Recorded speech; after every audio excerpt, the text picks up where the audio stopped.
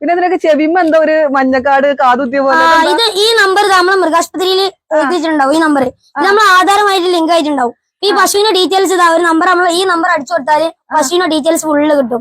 കുത്തി വെച്ചത് അങ്ങനെയുള്ള സംഭവങ്ങളൊക്കെ നമ്മളെ ആധാർ ലിങ്ക് ചെയ്യുന്ന പോലെ പശുവിന്റെ ആധാരം ലിങ്ക് ചെയ്താൽ മതി. ആണല്ലേ? അപ്പൊ മൃഗാശുപത്രിയിൽ ഉണ്ടാവും. മൃഗാശുപത്രിയിൽ നമ്പർ ഉണ്ടാവും. ഇത് നമുക്ക് സെർച്ച് ചെയ്താല് ഇതിന്റെ ഡീറ്റെയിൽസ് ഫുള്ള് കിട്ടും. എത്ര പ്രസവിച്ചു അങ്ങനെയുള്ളതൊക്കെ കിട്ടും.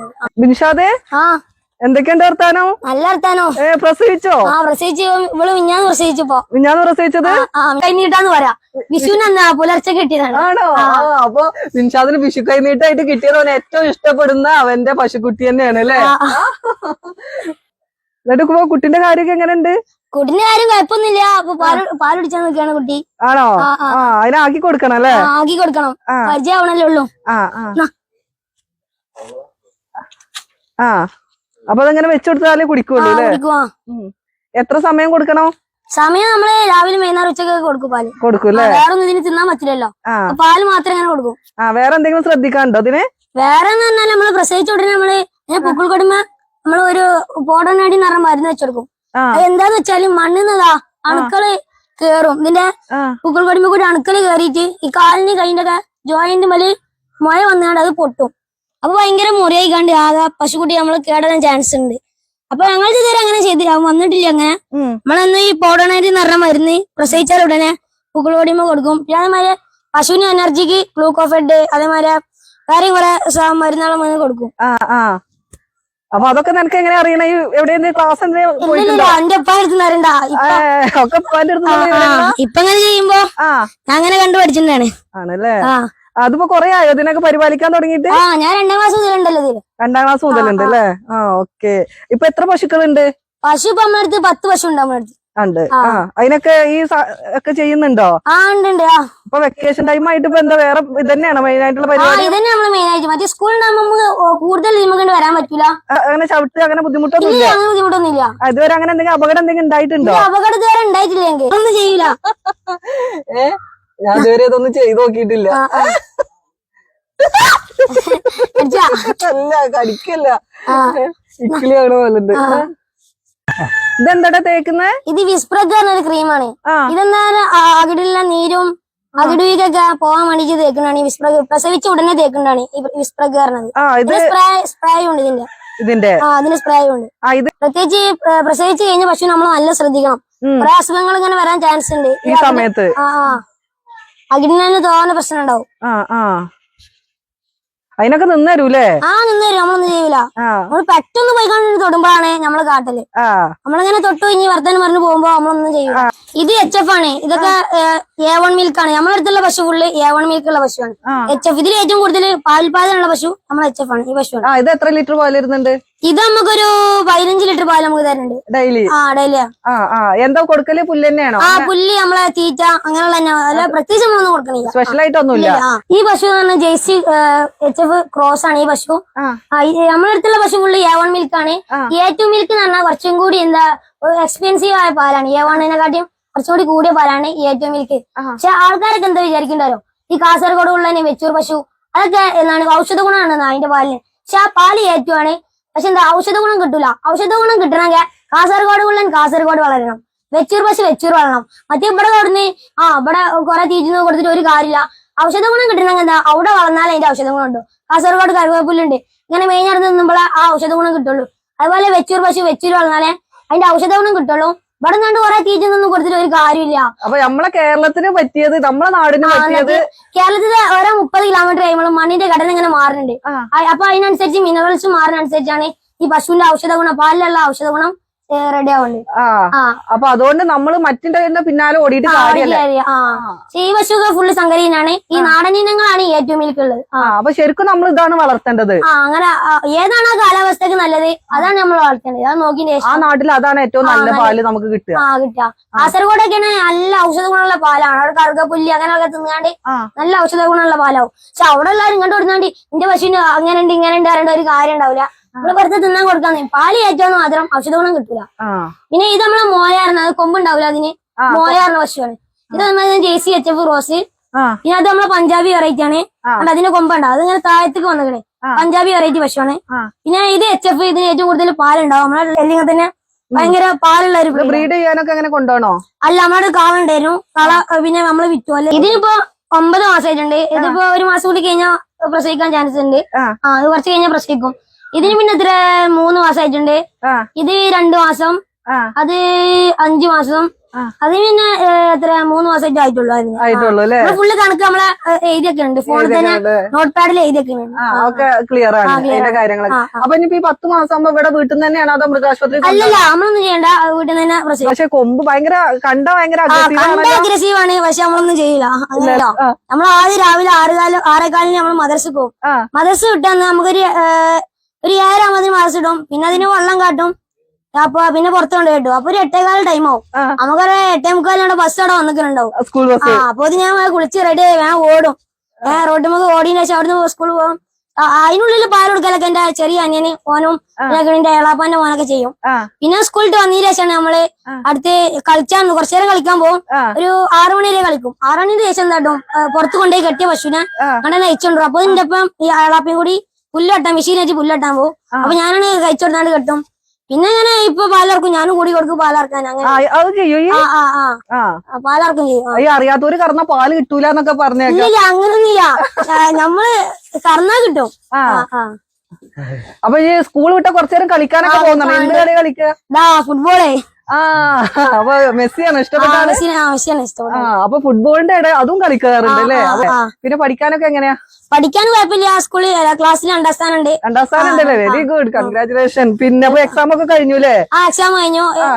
എളുപ്പമുള്ള എക്സാം ആയിരുന്നു അല്ലേ? അപ്പൊ ഇപ്പൊ ഫോണിലാണല്ലോ കുട്ടികളെ മുഴുവൻ കളി. നമ്മൾ ഇങ്ങനെയാണ്. ഇതാണ് നമ്മളെ ലഹരി. ഇതാണ് ലഹരി അല്ലേ? ഇതാണ് നമ്മളെ ഫോൺ എന്ന് പറയാം. അപ്പൊ ഇങ്ങനെയുള്ള ഇതിന്ന് കിട്ടുന്ന ഒരു സന്തോഷം അല്ലേ? ഭയങ്കര സന്തോഷമാണ്. അപ്പൊ ചെറിയ ക്ലാസ് തന്നെ ഇതിനോട് താല്പര്യമുണ്ട്. ഞാൻ 2ാം ക്ലാസ് ഇതില് ശരിക്കും തുടങ്ങി. 2ാം ക്ലാസ് മുതലാ ചെറുപ്പത്തിൽ തന്നെ എനിക്ക് ഭയങ്കര താല്പര്യം. എന്റെ ഏളാപ്പന്റെ ഇപ്പൊ കാളൂട്ടിനും കാളകൂട്ടാണ് എനിക്ക് ഏറ്റവും ഇഷ്ടമുള്ള ഈ മൃഗങ്ങൾ. അപ്പൊ അതിനൊക്കെ പോയിക്കാണ്ട് എനിക്ക് അങ്ങനെ ഇഷ്ടപ്പെട്ടാണ്. അങ്ങനെ ഇഷ്ടപ്പെട്ടാണ്. അപ്പൊ ഇനി ഭാവിയിൽ ഇപ്പൊ ശരിക്കും എന്താവണം എന്നാണ് ആഗ്രഹം? എനിക്ക് collector, green collector. Green collector എന്ന് പറഞ്ഞാല് നമ്മള് ഈ വയലും ഇതൊക്കെ നഗരത്തിനൊന്നും സമ്മതിക്കാതെ നല്ല രീതിക്ക് പ്രകൃതിനെ സംരക്ഷിക്കുക. അതാണ് നമ്മളെ മെയിൻ. അതാണ് ഗ്രീൻ കളക്ടർ എന്ന് ഉദ്ദേശിക്കുന്നത്. അതാണ് ഉദ്ദേശം അല്ലെ? ഇങ്ങനെ ഒരു ആശയം എന്തുകൊണ്ടാണ് വരാനുള്ള കാരണം? ആശയം വരാനില്ല. എനിക്കിങ്ങനെ പശുവിനൊക്കെ പുറത്ത് കെട്ടി എന്തിനാണ് വെറുതെ നശിപ്പിക്കേണ്ട ആവശ്യമില്ലല്ലോ. കാരണം തീറ്റയും കാര്യങ്ങളൊക്കെ അല്ലേ? തീറ്റയും കാര്യങ്ങളൊക്കെ അങ്ങനെയുള്ള വന്നതാണ്. എനിക്ക് കളക്ടർ ആവണം എന്നുള്ളത്. കുറെ പാടൊക്കെ നശിപ്പിച്ചു പോയി. അപ്പൊ അത് നീ നശിപ്പിക്കാൻ പാടില്ല എന്നുള്ളതിലാണ് എനിക്ക് അങ്ങനെ വന്നത്. അങ്ങനെയാണ് അങ്ങനെ മൈൻഡിലേക്ക് വന്നിട്ടുള്ളത് അല്ലേ? അയാളുടെ പറയാൻ സ്വന്തം കഴിവെന്താ അത് നമ്മള് വലുതാക്കി എടുക്കണം. അല്ലാതെ വേറെ നമ്മൾ കഴിവ് യാതൊരു പോയിക്കാണ്ടി ഓൻ അങ്ങനെ ചെയ്യുന്നുണ്ട് അപ്പൊ എനിക്കും അതേമാതിരി ആവണമെന്ന് നമ്മള് കഴിവെന്താ അതാണ് നമ്മൾ തെളിയിക്കേണ്ടത്. പിന്നെ മറ്റൊരു അങ്ങനെ ആക്കുന്നുണ്ട് ഇങ്ങനെ ആക്കുന്നുണ്ട് നമ്മളങ്ങനെ ചെയ്യാൻ പാടില്ല. താരതമ്യം ചെയ്യാൻ പാടില്ല. സ്വന്തം കഴിവെന്താ അത് നമ്മള് കണ്ടുപിടിച്ചിട്ട് അത് ശരിയാക്കി എടുക്കാൻ വേണ്ടി. അപ്പൊ നിന്നോടിപ്പോ ഇങ്ങനെ ഇപ്പച്ചി ഇത് ചെയ്യ അത് ചെയ്യുന്നൊക്കെ പറഞ്ഞിരുന്നോ? പറഞ്ഞിരുന്നു. എനിക്കിതാണ് ഇഷ്ടം. അപ്പൊ അതില് ഫുൾ ടൈം ഇതിൽ എൻഗേജ് ആയി. ഇനിയിപ്പോ വലിയൊരു ഫാം ഒക്കെ നടത്തണം എന്നൊക്കെ ഒന്ന് വിപുലീകരിക്കുന്നുണ്ട്. അസുഖം നമുക്ക് കുറവാണ്. നമ്മളിങ്ങനെ പച്ചപ്പുല്ലൊക്കെ തിന്ന് അങ്ങനെ പച്ചപ്പുല്ല് കൊടുക്കുന്നോണ്ട് നല്ലതായിരിക്കും. നല്ലതാണ്. അങ്ങനെ ഇവിടെ കൊണ്ടുവന്ന് വേറെ കഞ്ഞിവെള്ളം നമ്മൾ ആദ്യം സ്കൂൾ ഡേയ്സൊക്കെ നമ്മളെ സ്കൂളിലത്തെ വേസ്റ്റ് ഉണ്ടാവും. അതായത് കഞ്ഞിവെള്ളം സ്കൂളുകാരും സപ്പോർട്ടാണ്. സ്കൂളുകാരും സപ്പോർട്ട് നല്ല സപ്പോർട്ട് ഉണ്ട്. നമുക്ക് പച്ചക്കറിയൊക്കെ സ്കൂളിൽ കുറെ കൊടുക്കും. ടീച്ചർമാർക്കൊക്കെ ആവശ്യം ഉണ്ടാവും. പിന്നെ അവിടുന്ന് വെള്ളം കൊണ്ടുവരും. സ്കൂള് പൂട്ടിയപ്പോ പിന്നെ നമ്മള് അടുത്തുള്ള വീടുകളിൽ അങ്ങനെ സ്ഥലത്ത് നിന്നാണ് നമ്മള് വെള്ളം കൊണ്ടുവരല്. അങ്ങനെ കൊണ്ടുവരും അല്ലേ? ഇപ്പത്തെ കുട്ടികൾക്കൊന്നും ഇങ്ങനെ ഒരു മൈൻഡ് കാണൂല നമ്മള്. അപ്പൊ 2ാം ക്ലാസ് മുതലാണ് ഇതിലേക്ക് ഇറങ്ങിയതല്ലേ? ചെയ്യണ്ട അല്ല മറ്റുള്ളവരെ കൈ കൊണ്ടിട്ട് എനിക്ക് അതേമാതിരി ആണെന്ന് പറഞ്ഞിട്ട് കാര്യം ഉണ്ടാവും. അതെ അതെ. അപ്പൊ അതാണ് പറഞ്ഞു കൊടുക്കാറില്ലേ? അപ്പൊ പാരന്റ്സിനോടും കൂടി ഉള്ളൊരു റിക്വസ്റ്റ്. ഡെയിലി കുളിപ്പിക്കുവോ? ഡെയിലി രാവിലെ ഒന്ന് കുളിപ്പിക്കും. ആണല്ലേ? അപ്പൊ ഞാൻ നല്ല ഒരു കർഷകനായിട്ട് അല്ലെ? കർഷകനായിട്ട് ഇനി സ്കൂള് +2 ഒക്കെ കഴിയുമ്പോഴേക്കല്ലേ നല്ലൊരു ഫാം ഒക്കെ തുടങ്ങാൻ പറ്റട്ടെ അല്ലേ? അപ്പൊ ഇതിന് ആരെങ്കിലും സപ്പോർട്ടൊക്കെ ചെയ്യുന്നുണ്ടോ? അങ്ങനെ ഫാമിനൊക്കെ കുറെ പൈസ ഒക്കെ ആവൂലേ? പൈസ സപ്പോർട്ട് പറഞ്ഞാൽ ഞങ്ങള് കുടുംബം തന്നെ ഉള്ളു. ആണല്ലേ? അപ്പൊ ഗവൺമെന്റ് തലത്തിലൊന്നും അങ്ങനെ ഒന്നും കിട്ടിയിട്ടൊന്നുമില്ല? കിട്ടിയിട്ടില്ല. കിട്ടണം. അപ്പൊ എന്താ പറഞ്ഞു ഇപ്പത്തെ എന്താ ആവശ്യം എന്താണ് ഇപ്പൊ ശരിക്കും? ഞങ്ങൾക്ക് ആവശ്യം എന്താ വെച്ചാൽ ഒരു ചാണകം ഉണക്കണ മെഷീനാണ് ഞങ്ങൾക്ക് പോകാണ്ട്. എനിക്ക് പറയാനുള്ളത് എന്താ വെച്ചാല് ഞങ്ങൾക്ക് ഒരു ചാണകം ഉണക്കണ മെഷീന്റെ ആവശ്യമുണ്ട്. അപ്പൊ ഒന്ന് തരാൻ പറ്റണേ ഞങ്ങൾക്ക് തരാം. അതാണ് ഞങ്ങൾക്ക് മെയിൻ ആവശ്യം. ഇത് വേസ്റ്റ് ഇങ്ങനെ കൂടാന്നല്ലാതെ അങ്ങ് ഉണക്കണം. അതിനൊരു മെഷീനാണ് ഞങ്ങൾക്ക് വേണ്ടത്. വീഡിയോ കാണുന്ന ആൾക്കാർ ശ്രദ്ധിക്കുക. ഇവനിപ്പോ പറഞ്ഞൊരാവശ്യം ഇത്രയും നല്ലൊരു കർഷകനായിട്ട് മാറാനുള്ള ഒരാളാണ്. അപ്പൊ അതിന് വേസ്റ്റ് സംസ്കരിക്കുന്ന ഒരു ബുദ്ധിമുട്ടാണ് ഇപ്പൊ പറഞ്ഞിട്ടുള്ളത്. അപ്പൊ അത് ഒന്ന് ഉണക്കിയിട്ട് ചെയ്യുന്ന മെഷീൻ ഉണ്ട് അല്ലേ? അപ്പൊ ആ മെഷീൻ ഒന്ന് എങ്ങനെയാണ് കിട്ടുക എന്നുള്ളതാണ് പറയുന്നത്. അപ്പൊ അത് അറിയുന്നവരൊക്കെ ഒന്ന് അവനെ കമന്റ് ചെയ്ത് പറഞ്ഞു കൊടുക്കുക. നമ്മളെ ബിൻഷാദിന്റെ ഉപ്പയാണ്. അവൻ 2ാം ക്ലാസ് മുതൽ തന്നെ. അതിന് മുമ്പേ എന്റെ വെത്താരം ഇങ്ങനെ നടക്കലും വണ്ടി ഇത് പശുവിനെ കെട്ടാനൊക്കെ വരുമ്പോഴും വണ്ടി എടുത്ത് കണ്ട് വല്ല ഇതാക്കിയൊക്കെ വരുമായിരുന്നു. പിന്നെ ഇപ്പൊ അത് മുഴുവനായിട്ടും സമയത്തും സ്കൂളില്ലാത്തപ്പോ ഫുൾ ടൈം ഉണ്ടാവും. എല്ലാത്തിനും താല്പര്യമാണ്. പിന്നെ അവൻ ലീവ് ആകണ ആകെ ഒരു ദിവസം എന്ന് വെച്ചാൽ കേരളത്തിന്റെ കളി ഉണ്ടെങ്കിൽ അന്ന് ഇങ്ങോട്ട് വരാനില്ല, പെരീക്കനെ വരില്ല. അവിടെ തറവാട്ടങ്ങൾ ഫുട്ബോള്. ഫുട്ബോള്. അപ്പൊ ഫുട്ബോളാണ് ഇഷ്ടം. അത് പറഞ്ഞു. അനിയനാണ്. എന്തൊക്കെ ചെയ്യാ? പാല് കൊണ്ടുപോയി കൊടുക്കോ? പശുവിനൊക്കെ കറക്കുവോ?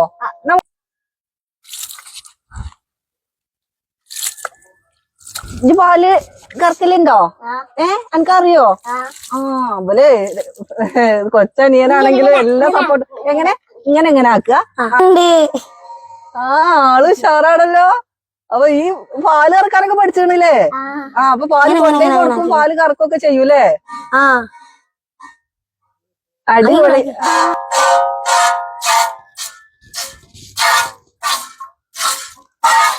ഇത് കഞ്ഞിപ്പാലാണ്. ഇത് പ്രസവിച്ച് 3 ദിവസം ഉണ്ടാകുന്ന പാലാണ്. ഈ മഞ്ഞ കളറാണ് ഇതിന്റെ കളർ. ഇതിന് മഞ്ഞ കളറ്. ഇതിന് ഇംഗ്ലീഷില് കൊളസ്ട്രോം എന്നാ പറയുന്നത്. കൊളസ്ട്രോം.